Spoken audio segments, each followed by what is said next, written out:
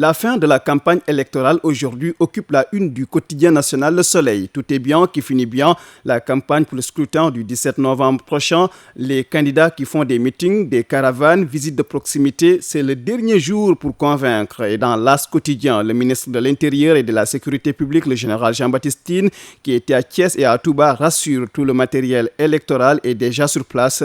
La sécurité sera pleinement assurée grâce à la mobilisation de la police, de la gendarmerie, renforcée par l'armée. Il appelle tous les électeurs à aller voter tôt et rentrer le dimanche. Au même moment, 24 heures, nous apprenons que 81 personnes arrêtées à Saint-Louis dans le cadre des violences électorales.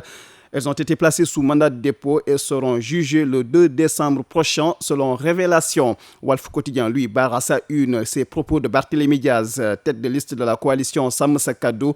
Je le cite, « Nous allons inaugurer l'ère de la cohabitation. Le président de la République devra nommer un premier ministre issu de l'opposition ». Fin de citation. Réponse du berger à la bergère. Farba Ngom descend, enflamme le PM. C'est à la une de Les Échos et cette même réplique de Farba Ngom à Sonko est à lire dans l'Info Quotidien. Farba de lui dire « Vous êtes venu jusqu'ici à Agnam dire du mal de moi » en affirmant que ce sera ma dernière élection. Ce n'est pas vrai. Matam, c'est le fief de Macky Sall et vous le saurez dimanche. Vous serez battu ici à plate couture. Farba de poursuivre, si être avec Macky Sall, c'est être délinquant, alors je suis prêt à aller en prison. Et Sonko, lui, répond à l'Union européenne qui a dit que c'est elle qui n'a pas renouvelé l'accord de pêche avec le Sénégal. L'UE a tout faux selon le PM qui précise que c'est le gouvernement sénégalais qui a décidé de ne pas renouveler vu que le Sénégal n'y gagnait absolument rien. Info à lire dans Source A. Affaire Dieynaba Sangaré, Grand Place nous apprend que le docteur Alioune Badara Mbacké est condamné à 45 jours de prison ferme et une amende d'1 million de francs CFA pour voie de fait et complicité. Docteur Mbacké, c'est le médecin-chef du district de Matam qui, dit-on, bastonnait son épouse Dieynaba Sangaré. Le verdict est à la une de l'Obs, de Libé, de Rewmi Quotidien qui dit que la justice a tranché. Décès de Mamadou Moustapha Ba. Il se serait suicidé selon le public qui a cité Intelligence Africa.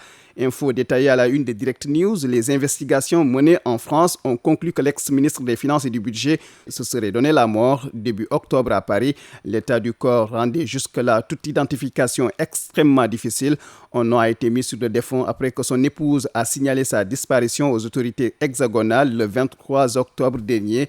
À la différence de leur père français, les juges sénégalais n'écartent pas la possibilité d'un homicide. Une hypothèse alimentée par la découverte supposée d'une plaie au niveau de la gorge de l'ancien ministre. Selon Direct News, nos autorités judiciaires doivent communiquer sur cette affaire pour éclairer la lanterne des Sénégalais qui s'interrogent.